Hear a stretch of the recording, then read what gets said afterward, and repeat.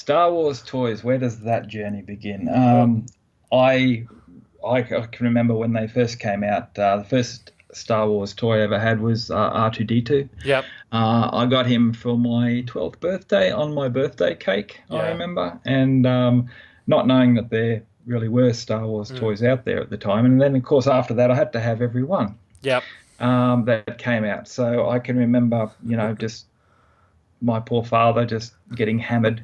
He was worked in building trade, but at the time, but he'd make a special trip to pop into Toy World Yep. or Kmart or wherever it was to try and find what he could for me. Yeah.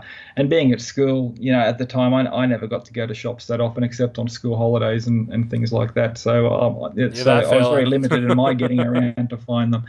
But, over time, the original 12 I ended up procuring. I can remember C3PO was very hard to find. And I can remember the Jawa was incredibly difficult to find. And that's the one your sister, you were afraid of, wasn't it? You were afraid of that. Yes, when I first saw But you Star wanted Wars, the Jawa toy. Oh, yeah, I didn't. Yeah, that's it. But I wanted the Jawa toy. Yeah, I wanted the Jawa toy. They were cool after I saw the movie, so that's fine. But and I can still remember where I lived in Wynnum. Yep. There used to be a toy shop at the top of our mall, I would say, and I can remember going in there and finding a Jawa for the first time, and it was the princely sum of $1.98. Oh.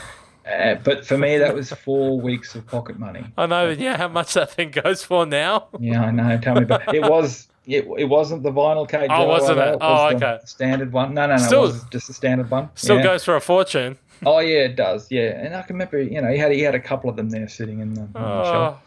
But anyway, for a TARDIS, right? Yep. I got many of those stories I could think of. But I can remember like our local Coles. We used to have like a Coles variety store, and I can remember looking through the glass when the shops were shut and seeing just a wall of the original action figures just all up there. So I've often thought, if I could go back then. But anyway, so that was really cool. Finally getting that entire 12, and I was, happy as Larry. Went and boasted to all my mates that I've got all the 12 figures, and a bit of a champion I was. And then where did we go? We went somewhere, and then there was the next 8. Oh my God! That had come out, and that included like Luke in his X-wing pilot outfit. Yes. And it's the whole another 8 figures, Walrus Man, and all these other sort of figures. Walrus and Man, I got extremely depressed, so to speak, thinking I had them all, and then bang, there was going to be another one. There's more. There's always more. And there's more. And I remember my father used to, he rang a couple of times, he'd ring Toll Toys, because Toll Toys was the ones who were dealing with them here in Australia. That's and right. He'd ring Toll Toys up to find out, when do you think the new ones are coming out, and all this sort of thing.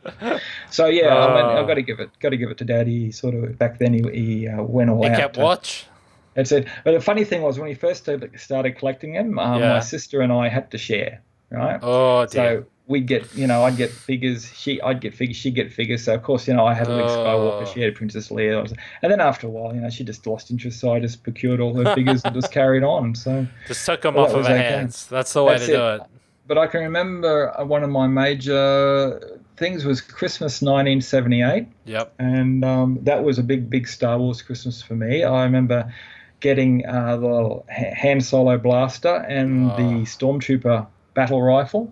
Oh yeah. And the die-cast TIE Fighter X-Wing land speeder as well, plus other assorted figures and things. I never really got the jealous. Yeah, the big ships for the big figures at the time, because they were a bit expensive. I remember. Yeah. Big dollars. Like $14, like for something, and it's now worth. I know. It's now worth $400. I can remember.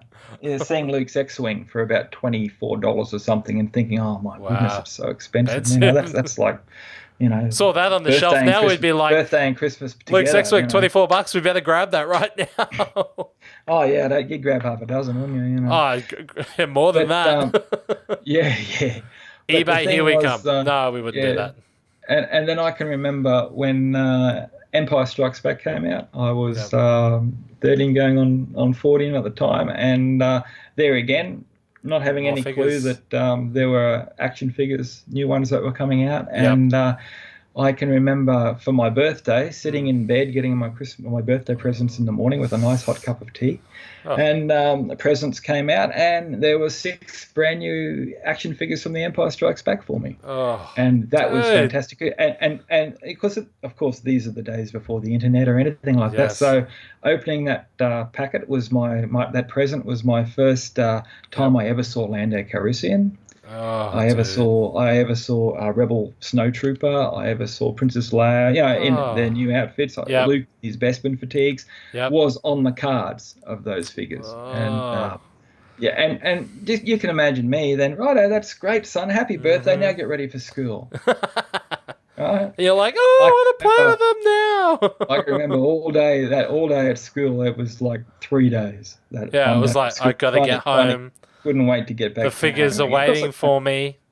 first thing I did was rip them all out of the packet, and as you Oh, did, and put them up on the shelf. yeah, who would have thought that keeping them in their packet would be quite a cool thing to do? Well, I'm in two minds about that even now, but with other things. And then of course when I Yes. was 16, 17, Jedi came out, and Yep. um, started getting the figures for there. I didn't end up getting all of the figures as they came out. The last series that came out in about 85, I didn't bother Yep. collecting Was that all that of was those. the Power of the Force series, The wasn't ones it? that, well, yeah, the ones that had the The coins with coin, them. Those yeah. coins go for a ridiculous amount of money I, now. So. I actually have one coin in my Okay. possession from my childhood. That's the Yep. Luke Skywalker coin. So I remember getting those, and I had a lot of coins, and like a lot of things at that age, things disappeared, and they may have been destroyed or broken and tossed out by the parents. So, Yeah, but I that's still right. have one coin from my childhood, so I'm very happy that I still have that. Yeah, that's right. And now here's a very sad story. Oh no, Like almost, yeah. I don't want to I hear went through as I it. got older. Star Wars died off as it did. Yes. The mid '80s, late '80s. People of my generation who grew up with it were starting to go through their 20s and that, and it just sort of fizzled out, and there Yep. were no more movies coming, or things had dried Nothing. up. I think they brought out some of the figures like in Dreadson. droids and Ewoks and Love those that, shows. which I never ended up getting any of those. But I went through this period when I was about 22, 23 of I never had toys, right? And I had this collector guy came over, and I Yep. sold him all my stuff. I had Oh, all the original action figures. I had all the no. blasters. I had all that sort of No. thing. I had all the die-cast ships. I had like a Star Destroyer, perfectly complete in mint box with the little ship inside it and everything else, which is hard to find these days. And I think he gave me $300 for the lot, and I was happy as Larry, and off he went. And I was 22, 23 at the time, and Oh my god. about 4 or 5 years later, it was just like, you idiot. Yeah, I'm looking for a Um, box of Kleenex right now. I wanna I yeah, I'm wanna sure you I are. got I'm I sure you got are. Yes, tears. I know. I've It's a got tears tragic welling up hearing this story. tragic story of woe. But what was interesting as well was a couple of years later in 1990 at the Brisbane exhibition, they actually had found the RNA in Brisbane, actually found a warehouse in Hong Kong full of 50,000 action figures, right, of the original action figures, and they got them for a song. And they were chucking 5 figures in a bag for $6. Right? Where the heck was I? I don't know, but this was 1990. I was about, 22, 23, 24. And I would have been 11. yeah, Oh no, and I would I have been went, 79. I went a couple of times It to would the have been show 11. that year, and I think I Oh, bought about eight or nine bags yep, of them. A friend of mine, he bought just as many, yep, and I always remember kicking myself, the last day. Oh, yep. should we go back in or not? Because sometimes they got rid of bags cheaper on the Yeah, last that's it. day. Yeah. But no, we didn't end up going in, and I've always regretted that too. But years later, I can remember I sold, a couple of Lando Calrissians from Return of the Jedi for about $180 each Oh from my those god. bags. Yeah, I kept one for myself, of course, but I Oh bought a my brand new god. camera with some of the proceeds, and so yeah, Oh, that was fantastic. Yeah, wow. that was something, one of those legendary things that actually happened. Oh So my god. I'm gonna shoot my parents. They would have known that I would have loved that stuff. Especially my dad. I want to shoot him. Gotta ring him up. I want to get a time machine and go back to 1990 and be at that warehouse. I just feel like, close it down. I've got $100, and they'll be like, done, dusted, because that'll be huge money for that back then. But here's $100. Right. Give me $100 worth. There's a local merchant fellow here in Wynnum who actually went back and bought basically everything else that they had at the end of the show. Goodness. Right, and he went to the States a few years later and sold a lot of it at cons, conventions, whatever. He came back with enough money for a house and a car. True story. And he had wow. I don't know how many figures he actually bought off him at the day, but he had enough to come back and, do that. Set himself up. That's basically. Crazy. And in his shop, he had the figures for sale there for a while. Ones that he had left, only had like $200, $300 on some of them. And that's in 1990. I haven't been down to this store for a while, but last time I was there, I know he still had a couple of them up on the wall for different prices. Really? So, are we talking thousands now and not hundreds, or? Yeah, I mean, a couple of the ones that he had, I can't remember what they were, but I think the price he had on them was pretty reasonable for what you can get for them now. So, but anyway, so that's the vintage figure story. But oh my let me just conclude just with a little bit of a personal story. Well, it has been personal, but this is a very personal one to me. Yep. I always wanted the Millennium Falcon, the big Millennium Falcon that fits the action figures in. Yep. And my parents were never able to afford it. When I was growing up, I mean, it was like a princely sum of about $60 or something, and just a ridiculous amount of money for them. And so I never got it. In 2008, when they brought out that the big one. Oh, the re-release, yep. The Legacy. The Legacy, Falcon. yep. That's right, when they brought the Legacy Falcon out. Yes.